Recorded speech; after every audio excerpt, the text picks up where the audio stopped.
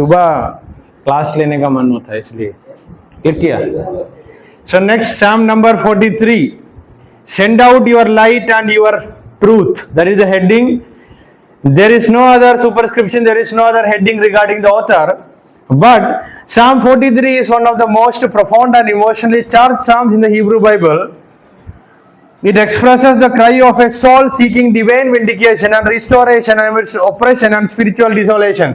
So as it is the context in Psalm number 42, एक आदमी ने, एक व्यक्ति ने आत्मीय रूप से कुछ चीजें खो गया, आत्मिक बातों को खो गया और रिस्टोरेशन के लिए तड़प रहा है.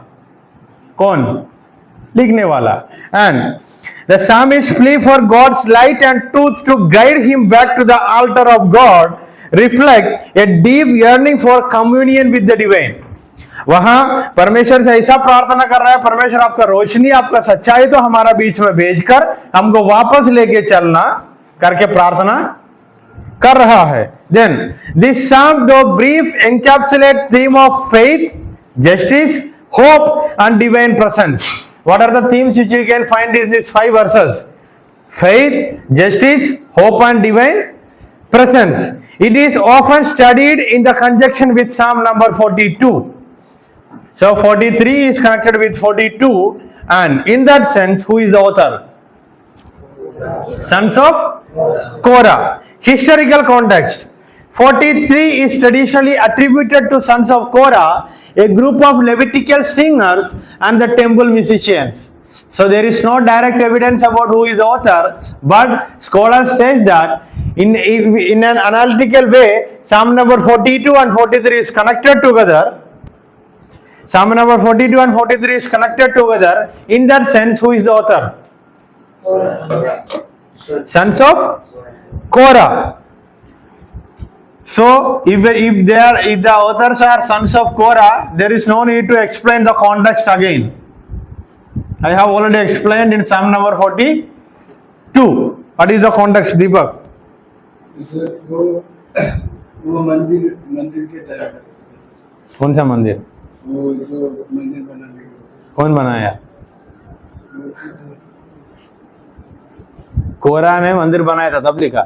नहीं सर, वो Then? नंबर्स पे बहुत है ना सर, वो जो लीगल मतलब विद्रोह कुछ किया था उसके. कौन विद्रोह किया?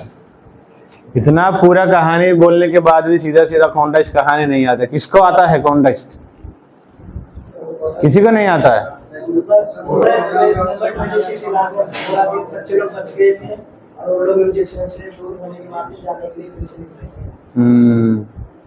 शॉर्ट नोट बना के क्या फायदा. एंड एक बात मैंने बोलना भूल गया, वहां 42 के वहां मस्किल करके लिखा है ना, उसका मीनिंग क्या था? मस्किल, वो हमारे एग्जाम में है. Muscle muscle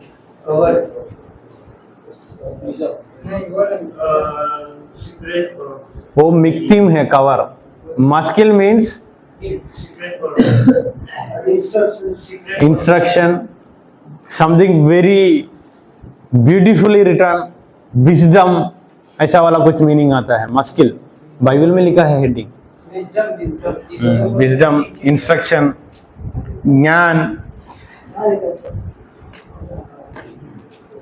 so context is clear. 43 का सन्स ऑफ कोरा, म्यूजिशियंस थे, वर्शिप लीडर थे. उसके बाद कहां पे एक संदर्भ में ये लोग वो कामों से दूर हो गया, तब वापस आकर इस सेवा करने का इंतजार में लिख रहा है. Then divisions. Petitions for vindication, verse 1. Vindication का हिंदी क्या था?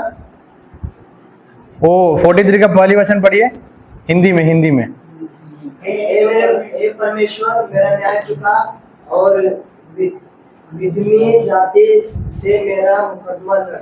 न्याय करना, vindicate me O lord. Petition. Then expression of distress. बहुत दुखी है इसलिए परमेश्वर से बोल रहा है. वर्स 2 में, परमेश्वर आप ही मेरा परमेश्वर है, आप मुझे क्यों छोड़ दिया. Verse 3 and 4, prayer for guidance and restoration.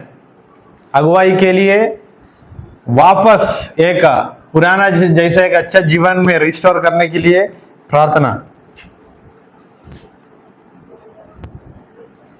वहां भी होली हिल करके लिखा है, ड्वेलिंग करके लिखा है, ये सब बातें वो यरूशलेम मंदिर को दिखाता है। हिल हिल पहाड़ में चढ़ के आराधना करते थे, है नहीं? हाँ, हमारा वर्शिप लीडर्स तो और कुछ जगह पे है। ये लोग म्यूजिक लीडिंग करने के लिए पहाड़ चढ़कर यरूशलेम मंदिर में जाते थे, पक्का। एक काम करना, इधर किसी को पुराना नियम का इतिहास अच्छे से बोलना आने वाला बंदा को पकड़कर बैठ के पूरा कहानी एक बार सुनना। आज ही मुझे बताना आप किसके पास गया कि कहाँ तक कहानी सीखा। प्रकाश, कौन सा जगह पर जाकर आराधना करते थे? बाजार में? बाहर? कौन सा पहाड़? मोरिया? अगर इतिहास नहीं पता तो किसी को पकड़कर बैठना, अलग बातें करने के समय ये इतिहास के बारे में डिस्कस करना। किसी ने सुना तो आपको जल्दी समझ आएगा, अभी पूरा जाकर क्लास को रिवाइज करना तो मुश्किल है। जितेंद्र, हरीश, क्योंकि आप लोग जब हम इस इतिहास से जा रहा था आप लोग इधर नहीं था। आज ही बताना आप 4 लोग किसको चुना है। Select one for friend, whenever you get time after the class sit with them। पूरे कहानी को और एक बार दोहराने के लिए बोलो उनको, समझाया? कहाँ तक दोहराया हर दिन अपडेट करना, आज इतना कहानी हुआ, आज इतना कहानी हुआ। नहीं तो ये पूरा इतिहास कहाँ है आपको पता नहीं, फिर कॉन्टेक्स्ट में जाना है तो बहुत मुश्किल होगा। Point number 4 verse 5 that is refrain and hope. एक आशा के साथ भजन को बंद किया। एंड 43 का जैसा हमारा हर्ष पंडित, ऋषि पंडित हर्ष ने बताया, 42 का 11, 43 का 5, दोनों एक समान है। एक समान है नहीं है, मतलब खुद से बात करने के जैसा लिखा है पंकज। एंड इधर भी ये लिखा है the repetition of this refrain, मतलब 5वां वचन रिपीट होने की वजह से पंडित लोग या हम बता सकता है 43 एंड 42 एक है। ऑथरशिप कोरा का, और कोरा का कहानी क्या है हमको पता है। Theological themes, titles, divine justice and vindication. Point number 1, परमेश्वर का न्याय के लिए इंतजार में है, परमेश्वर न्याय करना है करके प्रार्थना में है। देन परमेश्वर का हुजूरी नहीं तो कैसा महसूस होगा करके एक्सपीरियंस करके कुछ बातें लिखा है। Point number 2, why you have rejected मी।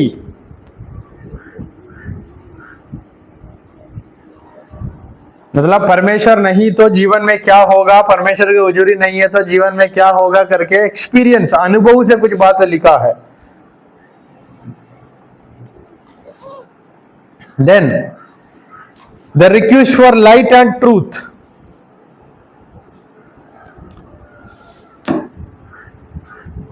मतलब परमेश्वर का विश्वासी योग्यता फिर देखने के लिए प्रार्थना।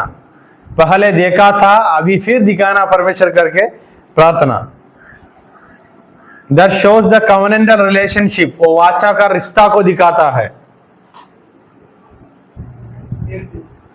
हाँ, पॉइंट नंबर 3 है, वहां लाइट एंड ट्रूथ करके लिखा है। कहा, कौन से वचन में?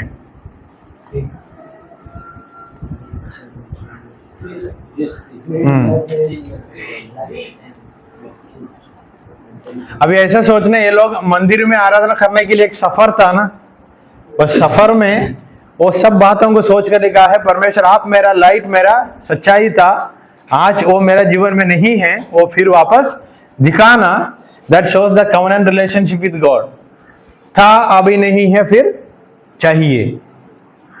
Worship and joy in God's presence. एक समय था हमारा जीवन में, वो आल्टर में जाकर हम आपसे आराधना करते थे, वो बहुत खुशी के बात से करके याद कर रहा है। लास्ट वन, एक नया आशा एंड सेल्फ एनकरेजमेंट, खुद को एनकरेज कर रहा है।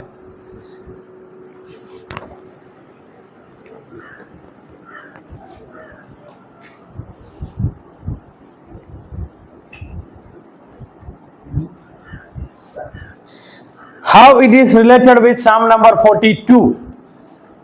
Longing for God's presence, Psalm number 42 का 1 to 5 is again connected with 43 1 to 5. Then remembrance and lament, Psalm number 42 6 to 11 is connected with Psalm number 43 verse 4.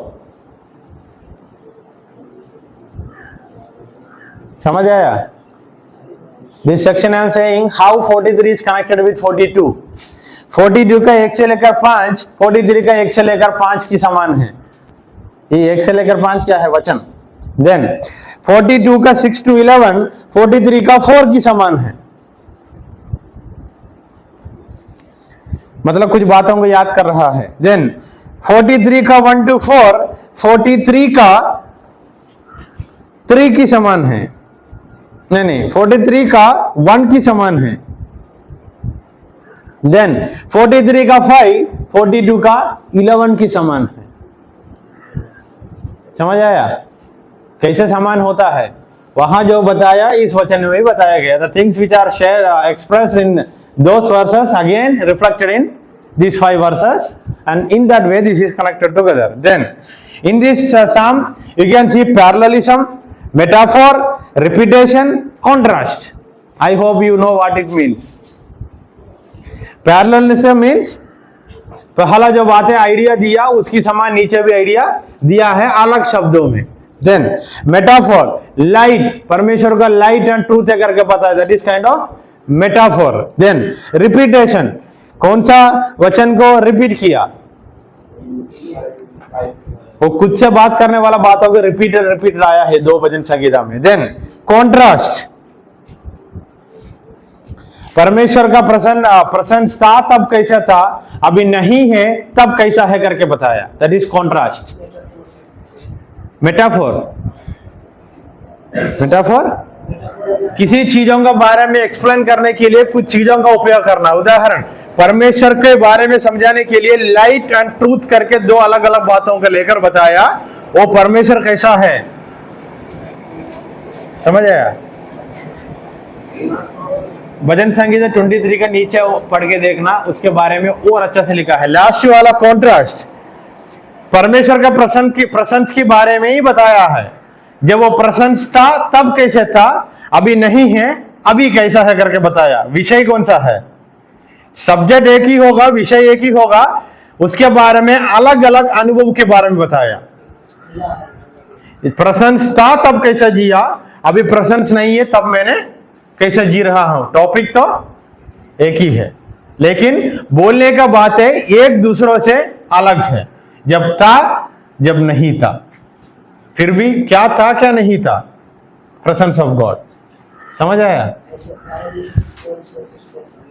Parallelism, for example, send out your light and your truth, let them lead me, pairs to divine attributes. परमेश्वर के बारे में ही बताया है लेकिन अलग अलग शब्दों में। पहला लिखा है send out your light and truth, उसके बारे में बताया ये दोनों चीजें मुझे क्या करेगा, क्या करेगा? लीड करेगा, अगुवाई करेगा। कौन सा दोनों चीजें? दोनों एक ही चीज के बारे में बताया है लेकिन एक कोमा या क्या बोलते इसको, ये सिंबल को कुछ बोलते थे, वो वचन पढ़ के देखे तब समझ आएगा। Verse 3, semicolon, send out your light and your truth, let them lead me. वहां देम करके बोला, वो देम कौन सा है, कौन कौन है? लाइट एंड ट्रूथ, मतलब ऊपर दिए लिखे हुए वचन ही नीचे है लेकिन अलग फॉर्मेट में लिखा। अभी पैरेललिज्म क्या है समझ आया? वहां देम को लेकर ऊपर कनेक्ट करना, वो देम कौन कौन है? Light and truth. अभी नीचे पढ़ के देखना, send out your light and your truth, let your light and your truth lead me, ऐसा भी बोल सकता है। देम बोलने से। अभी समझ आया पैरेललिज्म क्या है? पक्का? ये आज शाम का एग्जाम में है। भजन संहिता 23 के नीचे एक डब्बा है, वहां इसका डिफिनेशन लिखा है। Theological significance. Psalm 43 contributes the Old Testament theology of suffering and faith. पुराने नियम में एक बहुत बड़ा एक थियोलॉजिकल टॉपिक है, सफरिंग एंड फेथ। ये दोनों बातों को इस भजन संहिता हमको दिखाता है। दिखाने के समय दूसरे एक चीजों को भी जोड़ के बताता है। We need a redeemer to restore us, and who is the redeemer? The lord Jesus Christ. So 3 themes are there in Psalm number 42 and 43, that is suffering and faith, and we need a redeemer because we are away from his presence now. We need him to bring us back to the same presence. इसलिए लोग क्या किससे प्रार्थना कर रहे थे? वापस लाने के लिए, वापस जाना है करके याहवे से, यहोवा से प्रार्थना कर रहे थे। तब एक व्यक्ति ने आकर बोला 2 साल में वापस। कहानी याद नहीं है, कौन बोला? अनन्या बोला। कौन सी किताब में लिखा है? यिर्मयाह में। कहा चले गए हम? भविष्यवक्ता किताब में। 2 साल में वापस जाएगा करके बोला। उसके बाद यिर्मयाह का भविष्यवाणी क्या हुआ? 70 भूल गया। इसलिए किसी को लेकर बैठने की जरूरत है। आप चारों को एक होमवर्क एक्स्ट्रा दे रहा हूं। पुराना नियम का समरी को 5 एपिसोड का वीडियो बना के मुझे लिंक भेजना। बाकी सब लोग सुना है ना? पुराना नियम का इतिहास को 5 एपिसोड में वीडियो बना के मुझे भेजना। समझ आया? You have enough time. सीखना ही पड़ेगा, नहीं तो लिख के देना होगा। लिखने से अच्छा है बोलना। लिख के देंगे, वीडियो बना के भेजना, तब पता चलेगा पुराने नियम का इतिहास आता है नहीं आता है। So how 43 is used in Jewish and Christian worship. So as I have explained about 42, Jewish people used to this psalm when they are away from the presence of God, because of some crisis or because of some struggles, when they were not able to worship in the temple, they used to remember this psalm as sons of Korah remembered in the past. समझ आया? In the same way, in Christian tradition, when we are spiritually away from the presence of God, we can refer to these 2 psalms. We can refer to these 2 psalms when we are spiritually away from the presence of God. कुछ scholars बताता है exile का समय में लिखा था, जैसा हम पहले सीखा। और कुछ लोग बताता है ये जो भजन संगीता है 42 का कंटिन्यूएशन है। ऐसे तो 42 का सेम कॉन्टेक्स्ट में ये भजन संगीता भी लिखा था। देन कुछ लोग बताता है ये जो भजन संगीता लिखा है, कुछ लोग एक सफर में थे तब लिखा, वो भी सही है। और कुछ लोग बताता है ये कुछ लोग था, वो लोग स्पिरिचुअली डिप्रेस था, दुख में थे तब लिखा था। In all this sense is connected with the old context which we have already explained in Psalm number 42. In the present context, how you can give an application or how you can bring this psalm into the present context. As I have already said, gospel का message से connect कर सकता है, उड़ा पुत्र का कहानी से कनेक्ट कर सकता है। How? when we are away from the presence of God, and once we understood that I am away from the presence of God, you can refer to this psalm, and you can compare this psalm with Psalm number 13, Psalm number 27, Psalm 73, Psalm 84, in the sense that we are suffering in the journey of faith.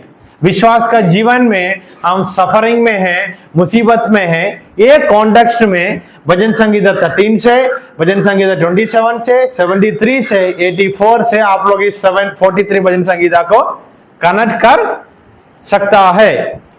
Under which theme you can connect with this 4 psalms? Suffering in the midst of faith and expecting for a restoration. विश्वास की सफर में मुसीबत है और एक नया आशा के लिए इंतजार में है। ये टॉपिक में ये 4 भजन संगीता से आप लोग कनेक्शन कर सकता है। Then there are some textual analysis we can see, that is light and truth. You can connect this psalm with psalm number 27. How? If you take some text, कुछ शब्दों का लेकर कनेक्शन करना चाहते तो भजन संगीता 27 का पहले वचन में दाऊद ने क्या बोला? मैं किससे? So that is one of the textual analysis you can see. Then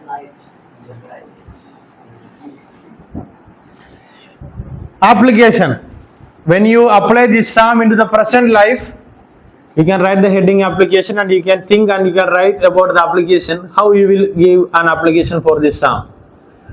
In the midst of darkness, in the midst of anxiety, in the midst of question mark in the life, in my faith life, I can refer back to this psalm and I can say, there is a hope and I should encourage myself. If I belongs to the living God, there will be a time, maybe 2 years or maybe 70 years. He will restore us back. And I have to obey His command. And I have to be faithful in the midst of the suffering, because of my sinful nature, I am going through this suffering. So I need a self-examination and I have to wait. Even if it is 70 years, I have to wait. Jeremiah chapter 29 ka 11. Because my God knows what plans He have made for me, and the right time He will bring it to my life. I will be freed from this land. Till that time, I have to be here, praying and waiting. Amen. Praveen, click.